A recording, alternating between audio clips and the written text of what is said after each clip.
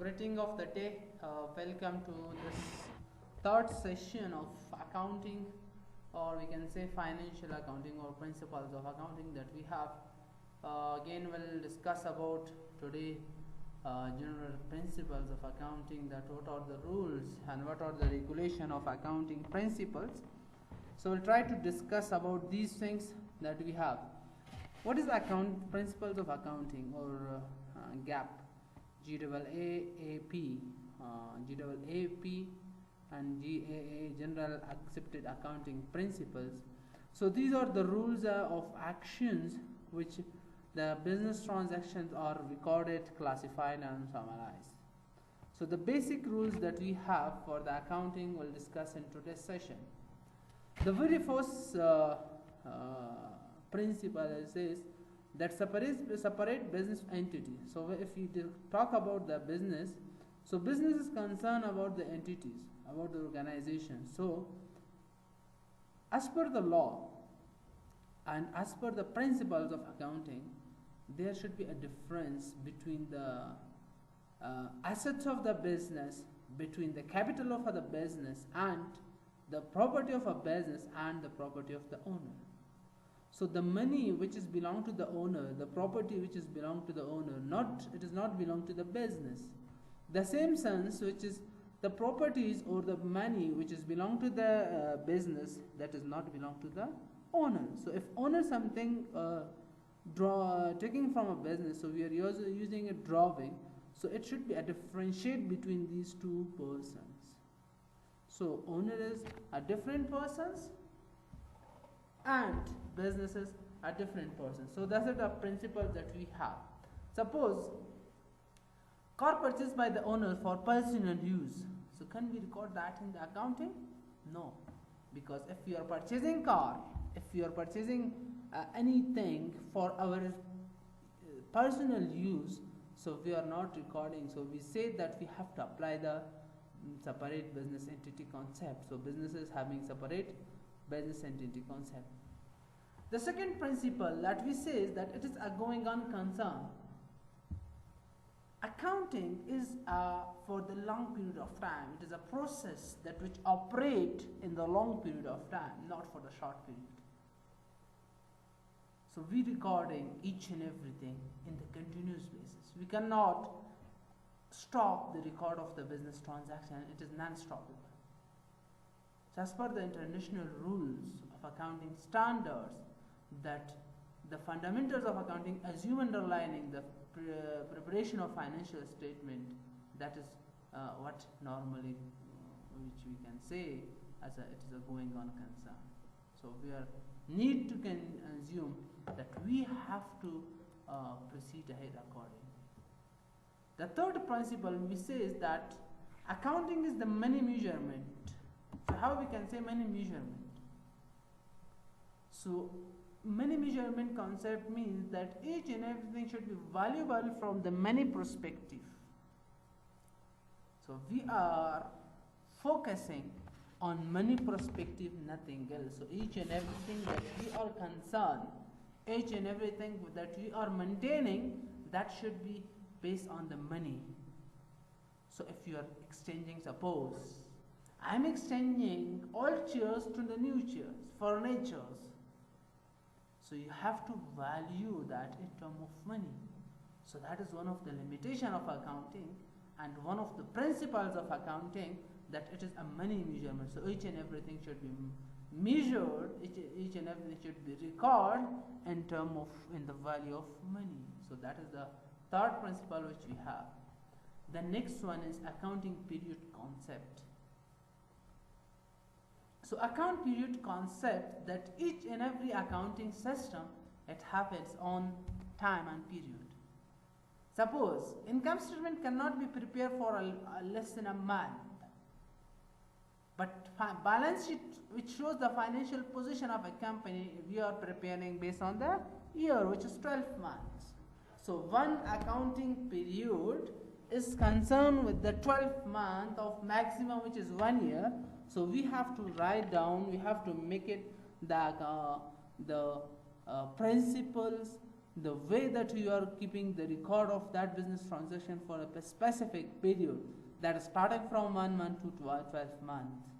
That is the normal period that we are using it. The next one which we are having, I think it is the fifth one, which we have under the principles of accounting, that it is a cost concept. What is cost concept? So each and every asset that we are purchasing, each and every assets that you are purchasing, that should be keep the record in the book of account based on the historical cost, right? So whether it is current asset or fixed asset, so we are not concerned that the price of certain things are increasing or price of certain things are decreasing. So if it is fixed asset or if it is current asset, or if it is in fixed asset we have tangible and intangible assets. So anything which is there, which is valuable for the organization, and that should be recorded based on the historical cost. Suppose if I am purchasing some car 2 years back, like in 2019 or 2018, the cost was 4 lakh. But now the cost of that car is maybe 2 lakh, 3 lakh, or maybe it's 7 lakh. Maybe rise and maybe come down. So I'm not concerned about the rising of cost of that car or the the decreasing cost of that car. So I am concerned about the car at what cost I have purchased. So I am not concerned in market value of today's session. So that is the cost concept. In 2010, suppose I have purchased one laptop which is having monitor, CPU and mouse along with the keyboard, so 30,000, 2010. In 2011, the cost of that is become 10,000. So I am concerned with the 30,000, not with the 10,000. I know that market value today is 10,000, but I am measuring based on the cost concept, that is based on the historical figure. So I am concerned about that. The next one is dual accept. Dual aspect of dual aspects concept says that we said that we have in the bookkeeping entry 2 types. One is single entry, second is double entry. So single entry is those bookkeeping entry system which is need to prepare based on the need of traders, where double entry system are those system which is preparing based on the rule of debit and credit. Or we can say that for dual aspect concept, that for every debit there is a credit, and for every credit there is a debit. It have two-side effect of the same transactions which we are having. Suppose if I am purchasing, if I am selling something for 10,000, so what I am receiving? So receiver, debit means one of the definition is receivers and credit means giver. So if I am recording, so I am receiving 10,000 amount, so that is cash, so that was what debit. And what is the giver? They are purchasing something, they are receiving the goods on either hand. So that is credit. I am receiving money, but I am losing the goods which I have sold to them, anything which I have sold to them. So that is what the concept of dual aspect, that is rule of debit and credit we are applying. Second example which is given for the rule of debit and credit. Suppose purchase from the RAM goods with 20,000 and discount received 2,000. So I am purchasing some goods from Ahmad, Mahmoud, Ramin, Rahim, Rahmat, anyone for 20,000. So the name of the person is coming. So this kind of dealing is credit dealing, not cash dealing. But I am giving them 2,000 rupees discount. So I purchase something for 20,000, but I am liable to pay 18,000 of the amount which I have purchased, and 2,000 discount is given to me. So I purchase goods for 20,000, but I am paying 18,000, and 2,000 others are discount. So that is what the rule of debit and credit which we have. The next one is the accounting concern with the accounting equations.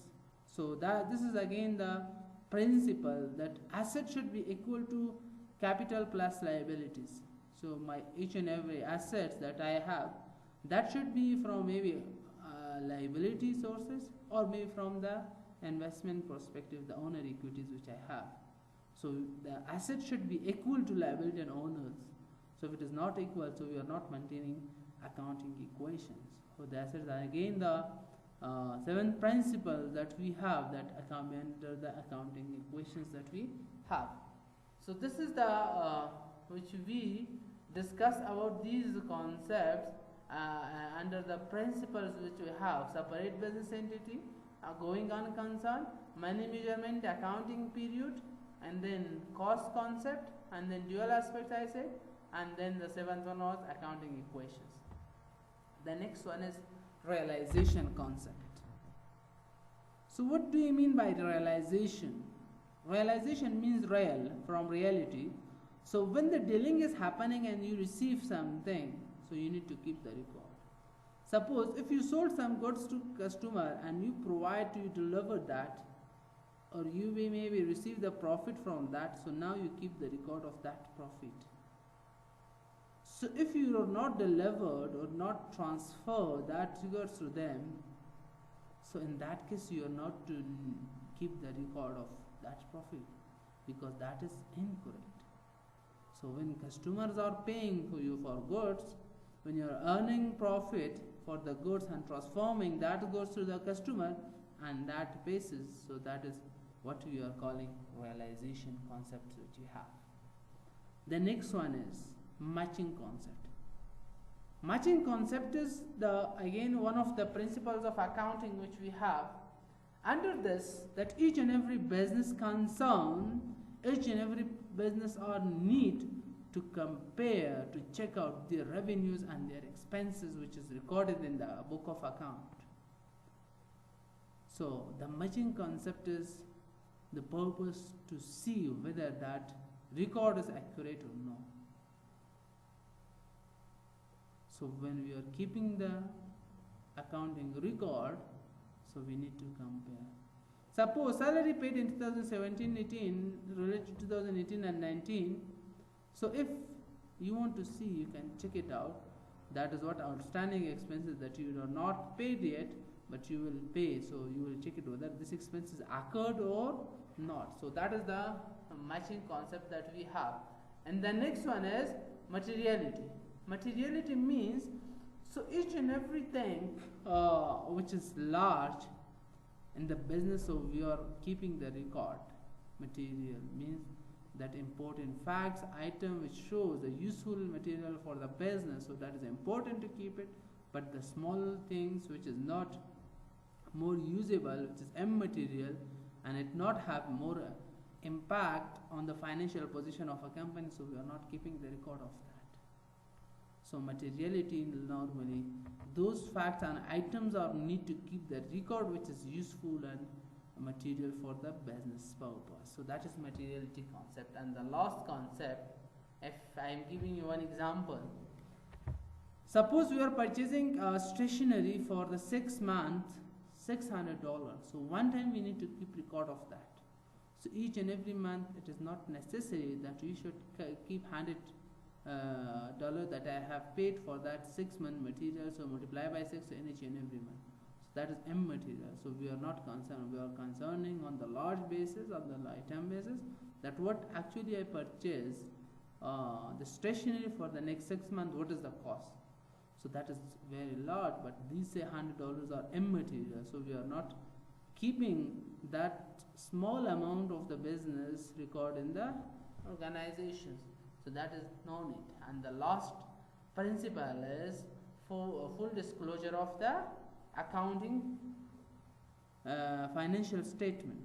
So if we can say that we are preparing financial statement, that is whether income statement, whether balance sheet, whether retained equity, or we can say whether cash flow statement, or any other financial report which we have, so that need to be shared in the public. If you need any company, suppose I want to see the financial report of Tata, I want to see the financial report of Google, I want to see the financial report of Facebook, I want to see the financial report of Apple, I want to see the financial report of Amazon.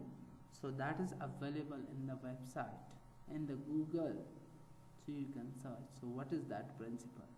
So one of the legal requirement is also this. So as when we are preparing financial statement, after the specific period or the duration which you have according to the rules and regulation of a country, we need to prepare and we need to publish in our portals, in our website of the organization, as well as in other capital market. It should be accessible to that. So that is what full disclosure. So if why am I disclosing this financial report? So because if I am a owner, I am trusted to see my business. If I am investors, I want to see whether I should invest or no. If I am creditors, whether I need to check whether they will be able to pay me liabilities in the future, or they can give me the rate of return based on that liability or no. As employees, you want to take your future decision. As a management, future life. As a management, you want to take future decisions, and as well government, as a government agencies, you need to check whether they are paying tax on time or no.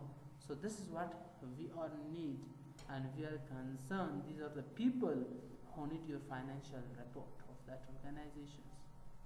So this is what we need to disclose all and each and everything of financial report which we have.